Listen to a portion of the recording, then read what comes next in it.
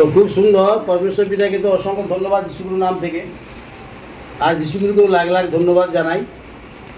আর পরমেশ্বর পিতা আজকে যে লিডারগণকে উপস্থিত করেছেন ওনাদেরকেও ধন্যবাদ জানাই। আর ঈশ্বরের পুত্রপুত্রী যারা আছেন তাদেরকে আমার অন্তর থেকে নমস্কার জানাচ্ছি। তো পরমেশ্বর পিতা আজকে সবাইকে আনছেন আত্মার খাবার দেওয়ার জন্য, আর পরমেশ্বর পিতা এতক্ষণ আত্মার খাবার দিলেন আর আমরা গ্রহণ করলাম, সেই অনুসারে যেন সর্বদা আমরা চলি।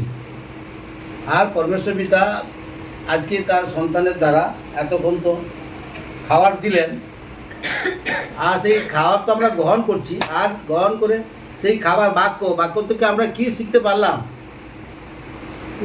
যে আমরা স্বর্গরাজ্যে যাব, আর স্বর্গরাজ্যে যাওয়ার রাস্তা পরিষ্কার করা আছে।